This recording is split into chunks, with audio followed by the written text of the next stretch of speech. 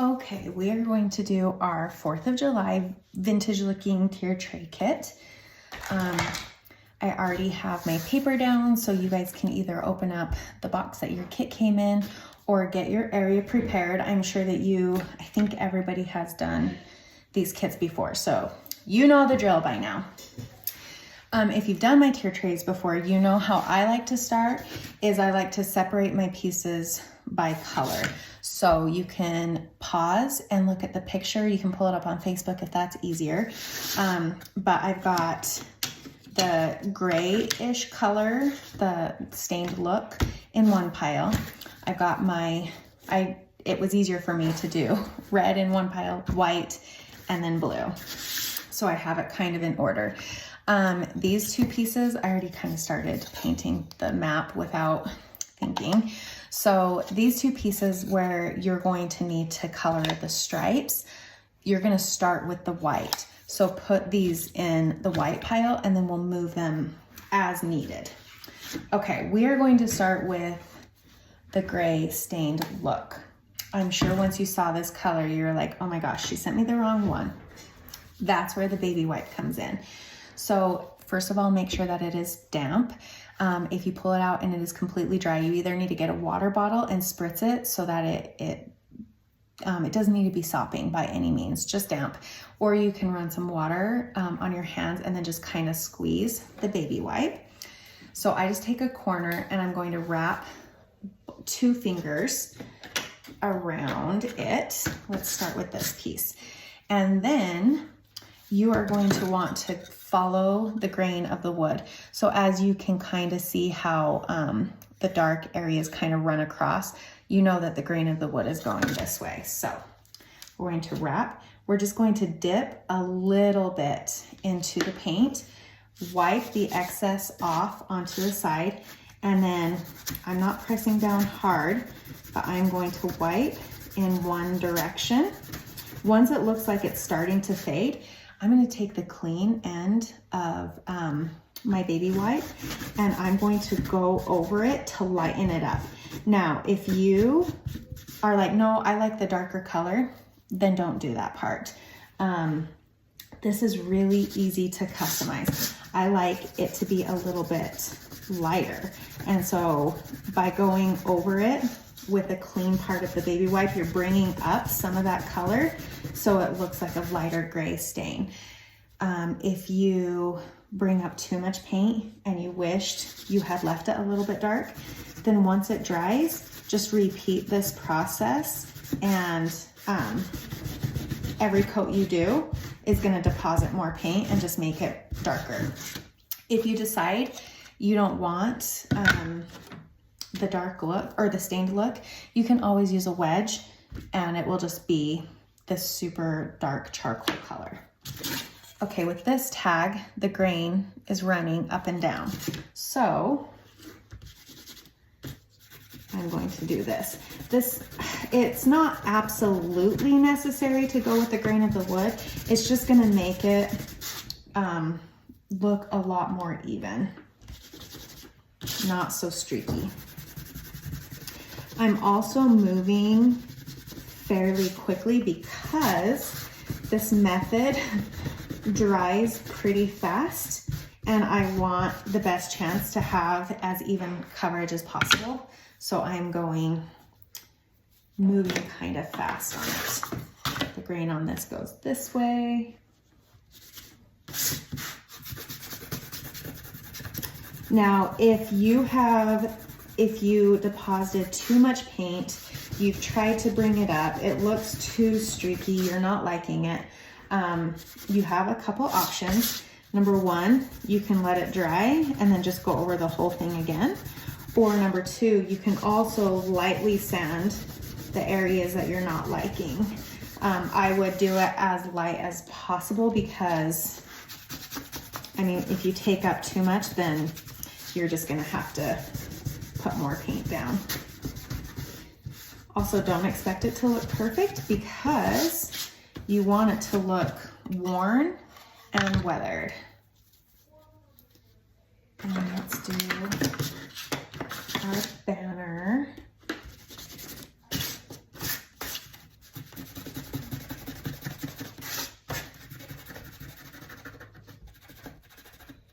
And see how I kind of just do it a little bit streaky? It's because when I'm wiping it down, it also spreads the paint around. So I know that if it looks like I missed a piece, I know I'll be able to cover it. I wouldn't leave a huge gap, but I'm not worried if it's a little bit empty in some little spots. Just a couple more pieces.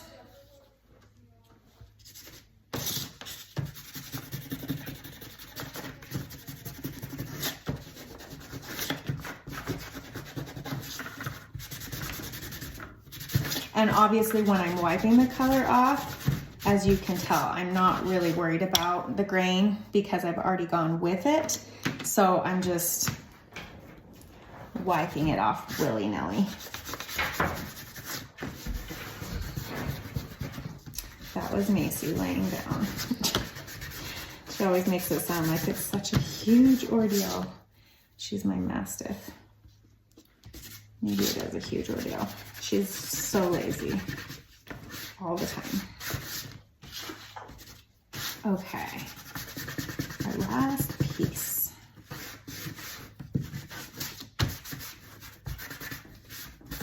Okay, now I'm going to set this charcoal color aside, all these pieces, and let's go ahead and start with the white.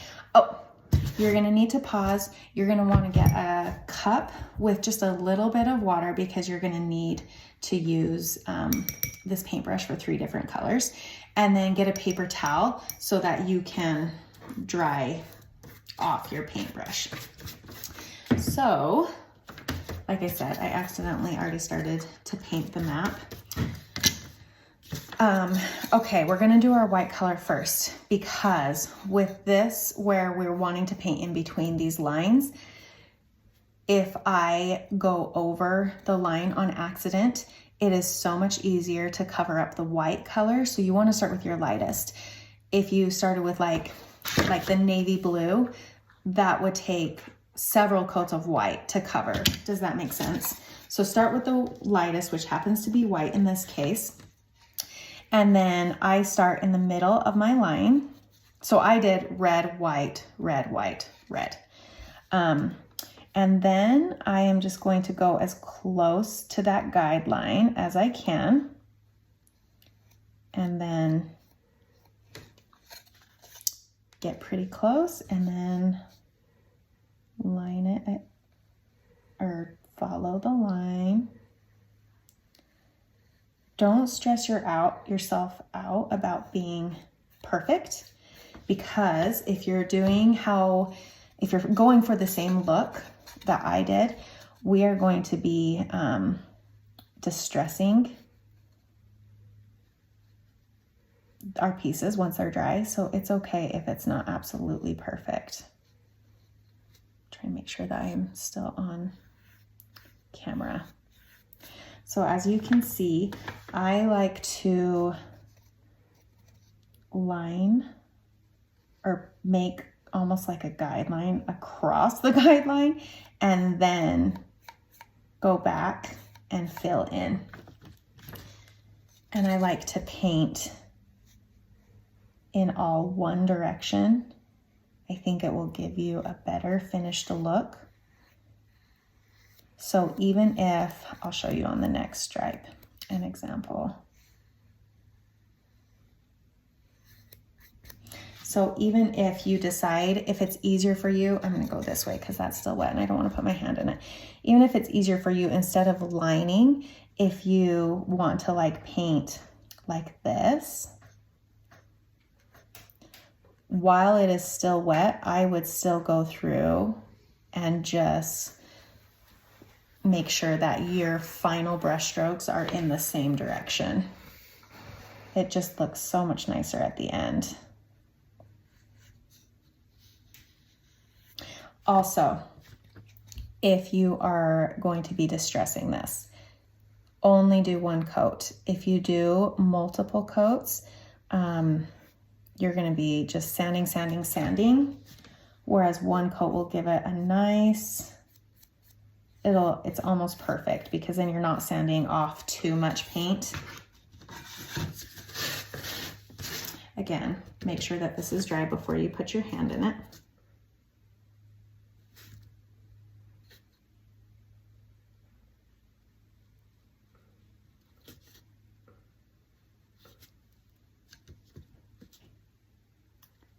These are not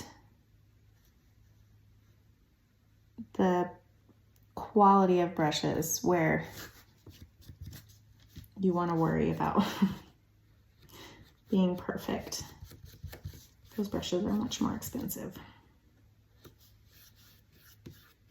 Okay.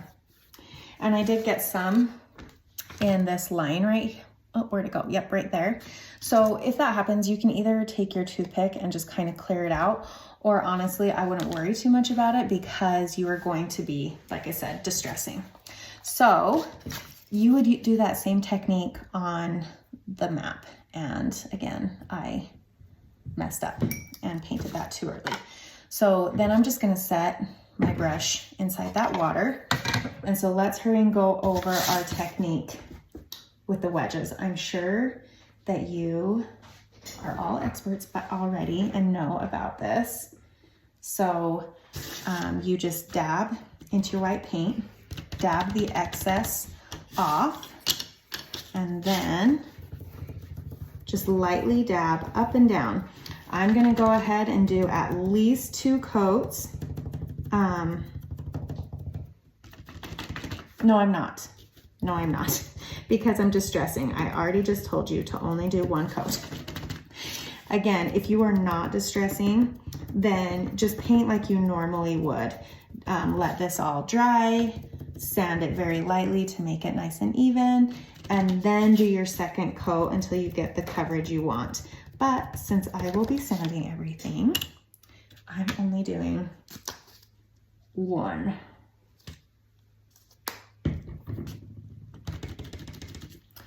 Oh, let's do this small piece, just in case this is your first time using these tweezers.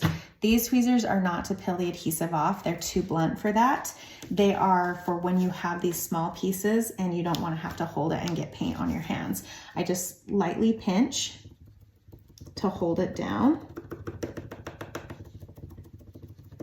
This is actually, I forgot when I painted the example piece, how nice this was to only have to do 1 coat.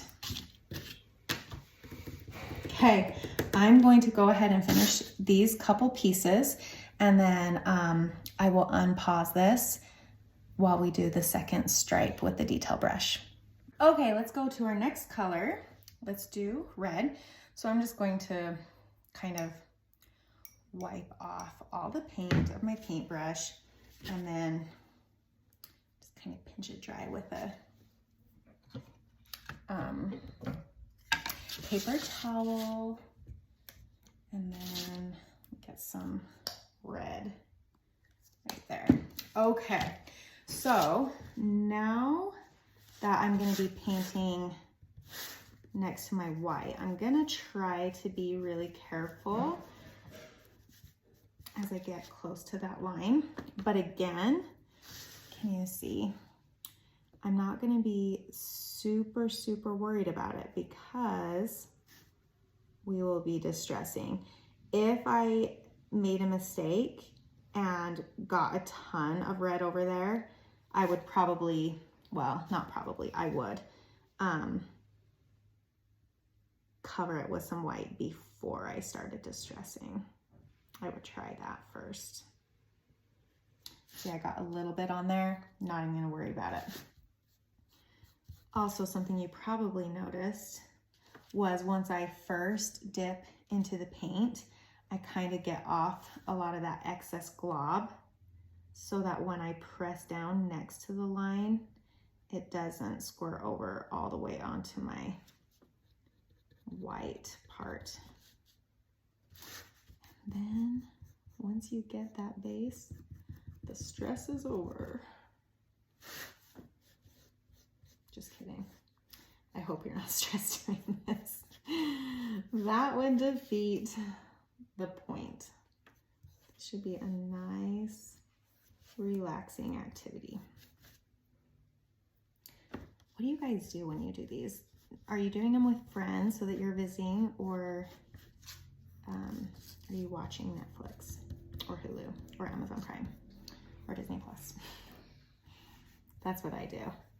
This is when I take the time to catch up on some of my, I don't usually watch TV. I just listen to it. So I listen to a lot of true crime.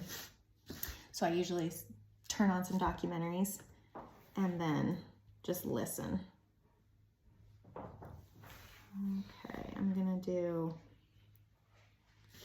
one side at a time on this.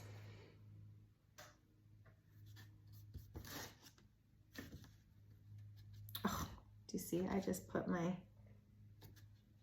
yep. Learn from me. I had just a little tiny bit of red on my hands. That's why I always recommend getting baby wipes and just keeping them near your station so that you can clean off your hands. Otherwise, if you touch the white, you're gonna put some, you're gonna deposit it, which is okay, because just gonna make sure, I'm just gonna do some light sanding and it comes right up. Instead of trying to cover it with white paint, I'm just gonna lightly sand it. That's way easier. Okay, next side. Make sure that this is dry. If it's not dry, then go ahead and take a little breather. Or realistically, you could do, oh my gosh, I am a mess. I hope that you guys gain inspiration when you watch these videos and you're like, oh wow, okay. If she can do it, quite literally, anybody can. I can't tell you how many kits I've completed, and yet never do I do it without a mess. Some kind of mess up somewhere. Okay, now that I got both ends done, I'm just gonna fill it in.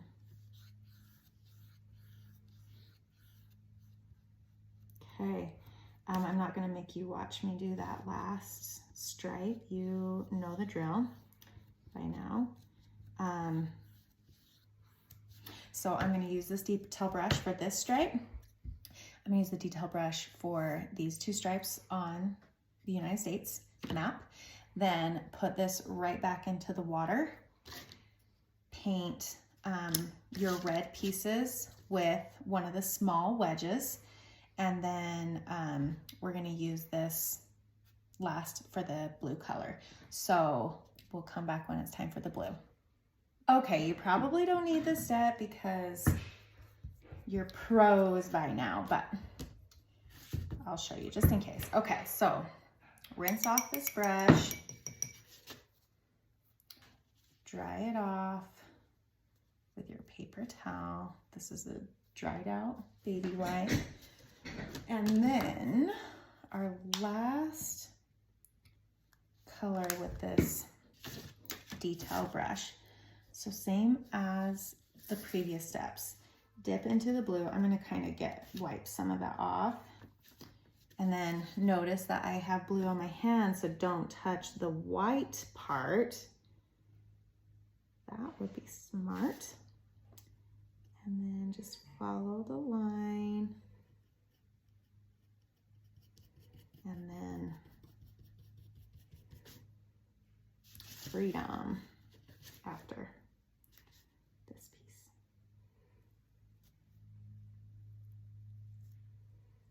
If I wasn't videoing this, my face would probably be about 1 inch away from this as I paint.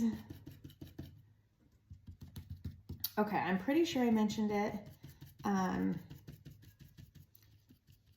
earlier, but now I can't remember if I did. But I would just do one coat of everything, whether you're using the wedges or this detail brush. I would just do one coat because it will make it look so much nicer with the distressing. Unless you want very, very, very little distressing, then go ahead and do the 2. But when I use the wedges, okay, and then that's done. So I'm gonna go ahead and put that in the water just in case I need to use it again. So when I use the wedges, let me find one. My dog just busted through the door. Hello, Charlie. So dab, dab. Then I'm just gonna make sure that I like do a nice coat. I wouldn't want that to be my one coat and then call it good. I would make sure, again, you don't wanna flood it because you don't want paint going down the sides, but I would go ahead and make sure that it's mostly covered with paint. I wouldn't worry about little spots here and there because I'm gonna be bringing the paint back up, but I would make sure that it's a nice, careful coat is what I should call it, I guess. Dab, dab, dab, dab, dab, a million dabs.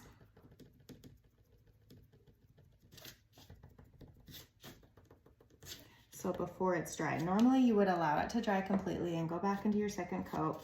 Before it's dry, I'm just gonna hit and make sure. I'm like, can you see that it's not like perfectly done, but it still is mostly coated. I just don't want a thick coat that I'm gonna have to burn through a ton of muscles trying to sand paint off. Okay, I'm gonna go ahead and do the final pause on this video. I'm gonna go through and paint all these pieces. Oh, you know what? I should show you this one really quickly. This star has of etched into it. So what I'm going to do is when I paint that, I don't want paint to go inside of the O and the F. So I'll just I'll start on the edge of the star to get most of the paint off. And then very lightly, I'm like dabbing so light so that I'm not pressing paint in there. Did I do this one? Oh, I did do it blue. I was like, did I do it a different color? And then if I happen to get paint in there, I would just take my toothpick and get it out, but there wasn't any. So I'm gonna finish this and then I will unpause for the final time so that we can put everything together and make our tassel and string our beads.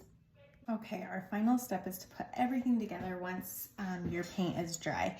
It's really, really important to make sure that your paint is completely dry because once you peel this adhesive off, if your paint was wet and you stuck this on top, it's just gonna stick to the wet paint and the paint is not stuck to the wood. So not only have you ruined the adhesive, but it's not gonna stay down forever. So let's start with this piece first.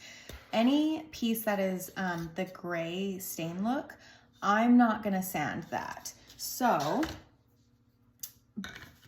let's first peel off the border for the Happy 4th stamp.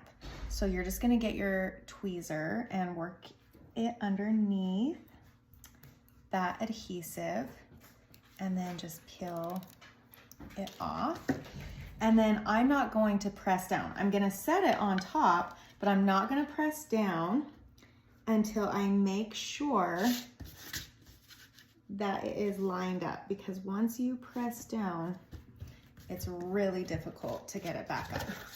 So especially with these edge pieces, just make sure that you get all of it down and then you're good. Now, if you are an organized human being, it would be smart to go through your pieces first to make sure that you have them all. When I'm making a video, I'm thinking more of get it done versus what would be the smart way to do this. Okay, I'm getting everything set out so I make sure that I have the correct pieces where they need to be. Where is the P?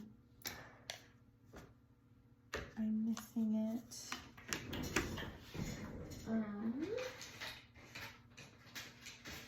Oh, here we go. Okay. So I'm just gonna work this underneath and peel.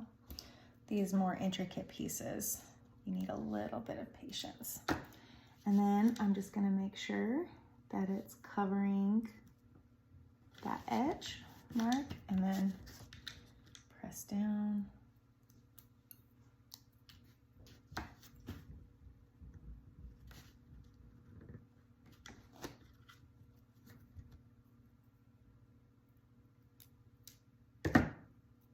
Oh, I stuck it to my finger. Okay, if you press something down and you get it stuck and you realize it's not where it should be, go ahead and reach out to me. I can't guarantee clean removal. However, especially if it's like a smaller piece, I do have experience in removing them once they're down with little to no damage. I generally have a good success rate as long as it's done fairly quickly, because the longer this sits, the adhesion sits, the stronger it's going to become. So I do have pretty good success on the smaller pieces. If it's a really huge piece, that just makes it pretty difficult, but hopefully you won't need to do that. Hopefully you're more careful than I am. Sometimes I just get in a hurry. Fuzz. Okay, so now I'm sure you're thinking, why are you putting that down? You haven't distressed. I have not. I should have said this in the beginning. These little tiny pieces, it would be so annoying to try to distress this like while holding it in my fingers. So the bigger pieces, like this, oh no, not that. The background pieces, I would distress before putting any pieces on. But these little pieces, this will give them more stability. And then you're going to use the yellow sandpaper, the one that is more rough. And then I'm going to just go over, I'm gonna do the white on one end and then the colors on the other, just so I don't transfer it over to my white.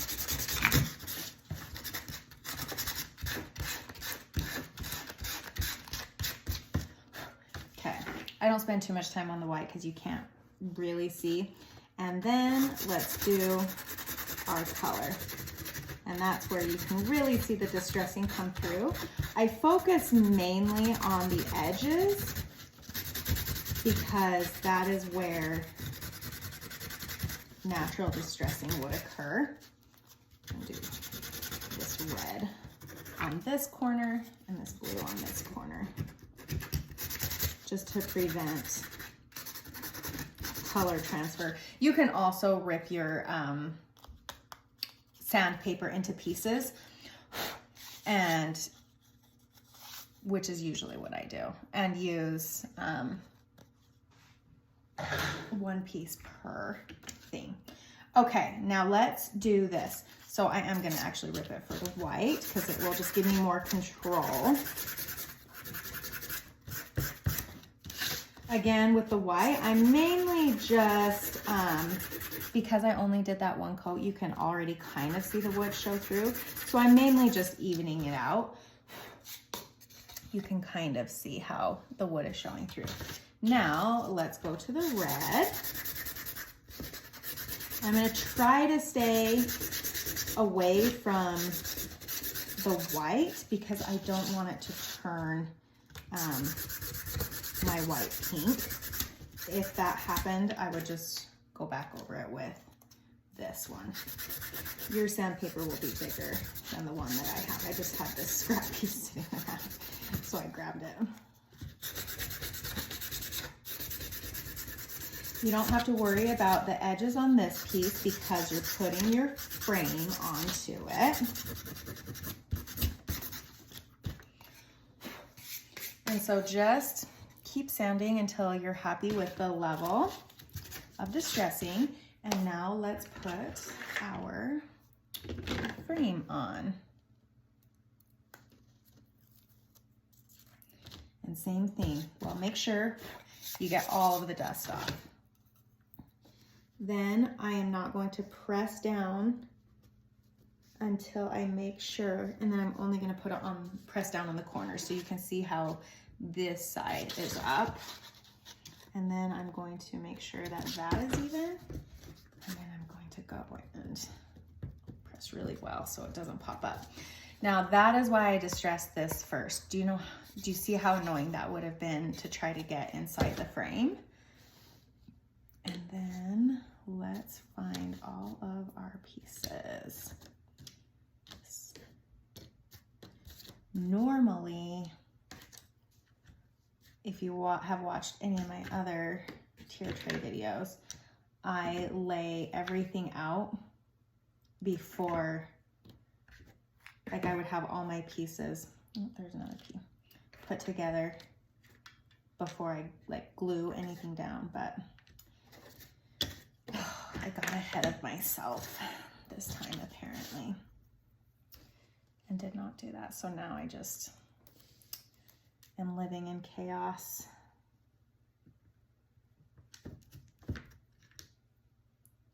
I'm curious, please make sure that you give me feedback. I'm really curious to see what you guys think. Obviously, give me feedback if this is not your first kit so that you can tell me what you prefer between the adhesive versus the super glue. I think you'll notice the biggest difference with like these letters because you're not having to dip and glue your fingers together, and I feel like it gives you a little bit more control because you can set it down, make sure it's lined up, and then press it without worrying about your super glue getting all over. I wish it was cheaper, but I think it's worth the cost.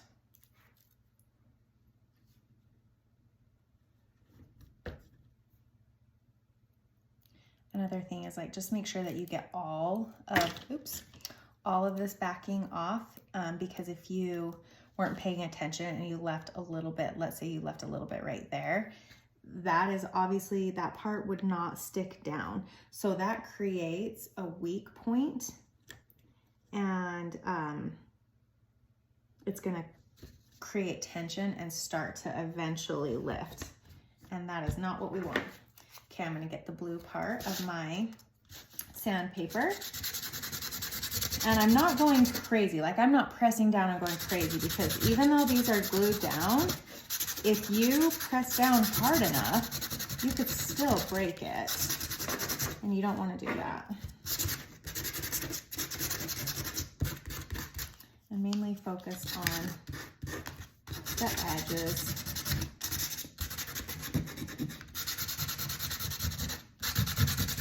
Where you see your natural distressing.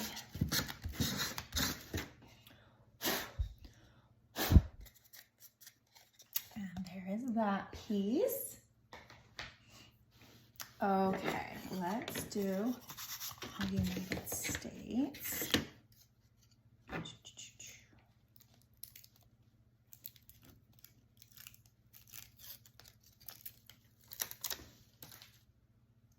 Making sure I got it all off. And then I want to line it up. Sorry, I'm gonna get my head in the way because I want to make sure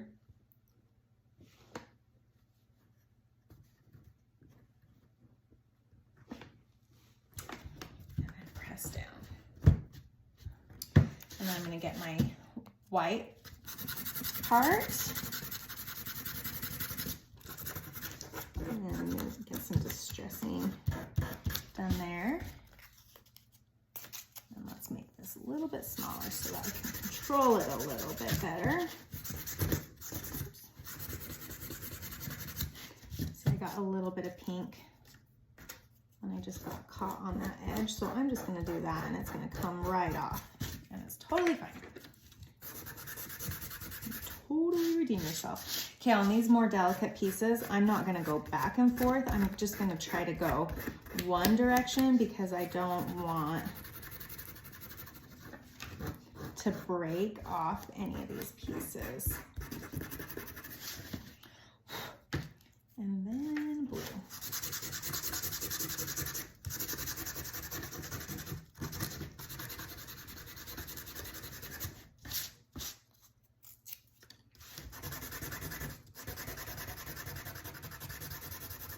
There we go.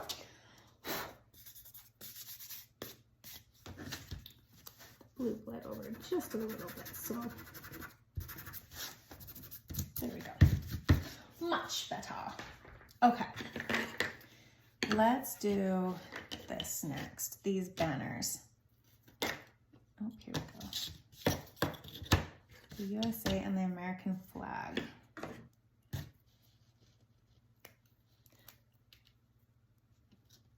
And then before I press the S down, I'm gonna make sure that I don't have it upside down and that it covers the guideline.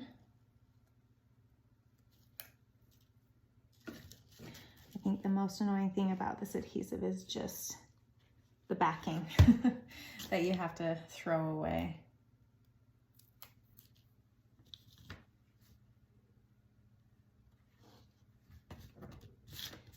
Okay, so there's the USA, and then let's do the flag portion.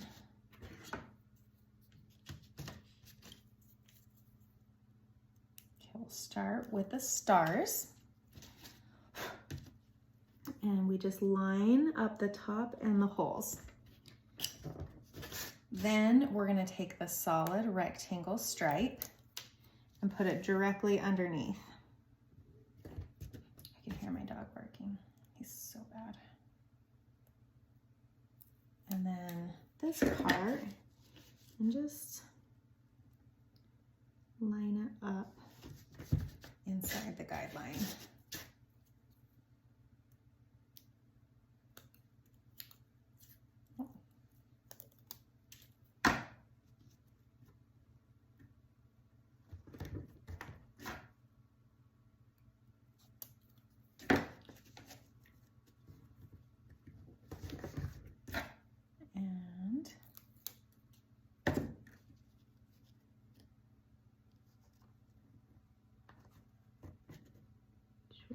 Guideline. Okay, now let's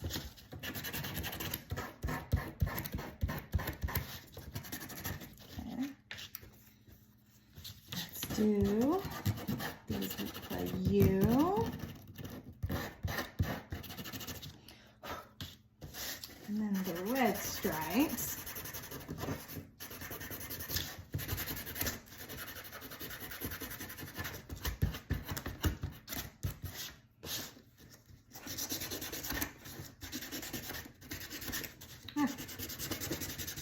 So annoying.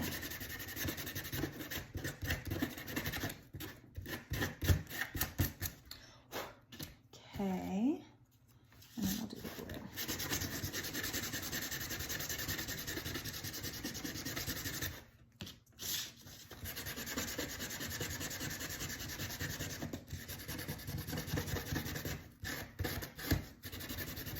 Okay, and then this is where, let's see, is this all my strings? Or is this just my tassel string? That's just for my tassel. So where did I put, oh, right here. My banner string. Not that one. This one. Okay, so you have like a 3 foot long string. And so I'm gonna string it through my banner. You can either go from the back to through the front so that you can see the string over. I like to, for the most part, I like to hide my string in the back. So I go from the front to the back and then the back to the front, just so that it stays behind my pieces. If your string starts to fray, you can put a little tiny piece of Scotch tape around it, which is what I'm gonna need to do, because look what I did. Oh my gosh, so annoying. I thought I might be able to get away with it. Should have known. Tried to be lazy. Okay. There we go.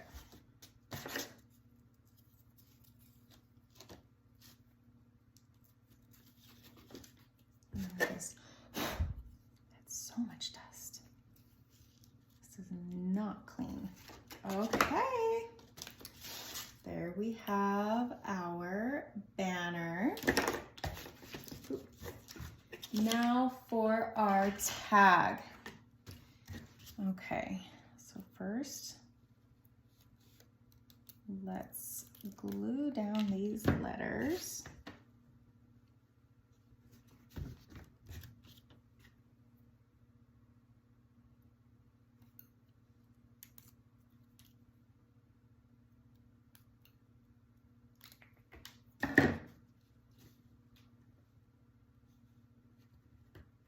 I'll have to look at the number so that everybody doesn't have to watch this whole thing if they don't want to. I'll have to see when I start the tassel. I'll try to remember to do that so I can post it. What time is it, bud? 6:54. Oh shoot. Okay, I'm gonna need to push pause so I can take my kids to their activity tonight. Okay, first I'm gonna take this last piece and then I'm just gonna use the same.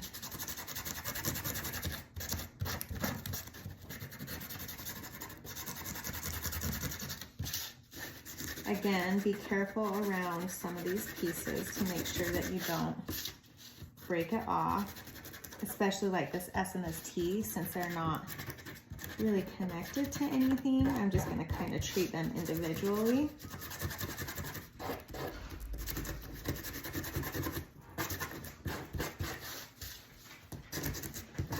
Hi, pups. Okay, I'm going to have to press pause, and as soon as I come back, we will make our tag or a tassel. Okay, I'm finally back to finish up my tag.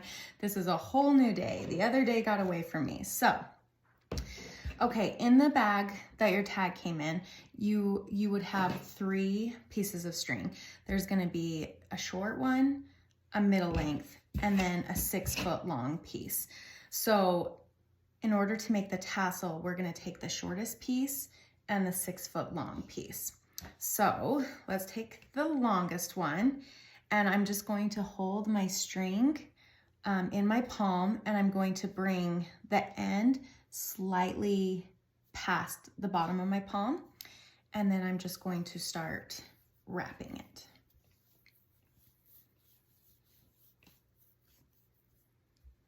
And so then slide that off, and I'm gonna try to see if I can make it, yeah, that's good enough. So you have basically this loop, and I'm going to pinch it about 3/4 of the way to the top, take the smallest string, and I'm going to leave about, because you need to be able to tie a knot. So I'm gonna leave about this much hanging out, and then I'm just gonna wrap it really tight a few times. Doesn't matter how many, as long as you have enough to tie a knot at the end.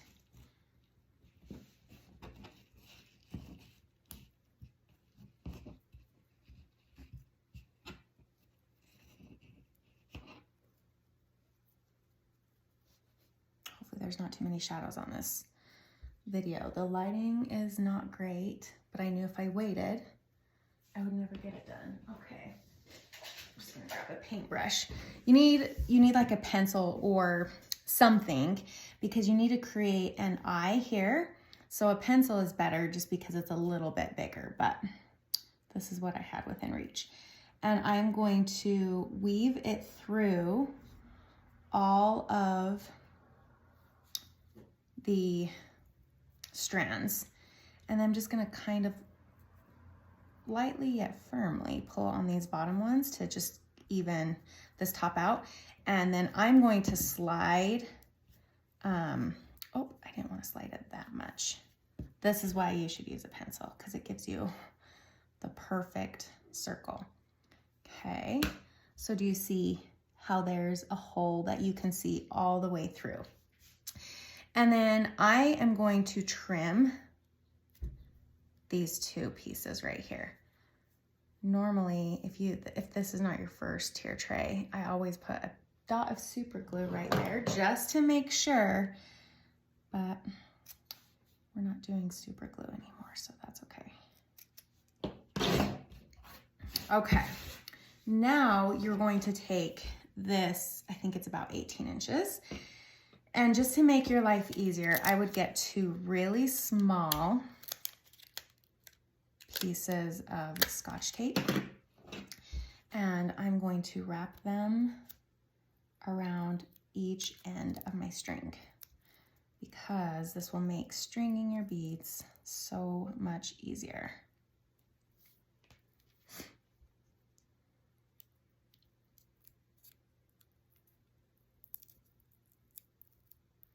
Okay.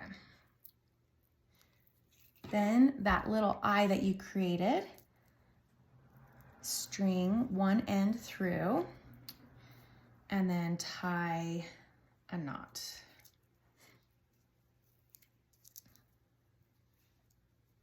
Right at the top of it. And it's okay that there's extra. We're gonna shove that up into the beads. And now is the time where we string. And I want my pattern to be red, white, blue with these in between. So I have to work backwards. So if you want a different pattern, just think of it, since you're stringing them on, you need to string them on backwards. So as the first bead goes on, you can either trim this piece down. I just like to string it up through the beads. It gives it a little bit more stability. Plus then I don't have to worry about it unraveling. Oh. Some of these beads have a small hole, so that's where the tape makes it really nice. Okay, so red, white, blue. So then I need a blue bead.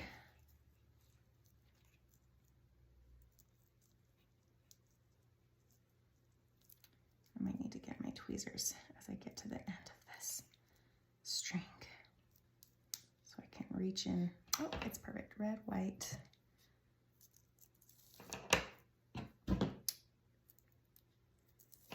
And then repeat the pattern.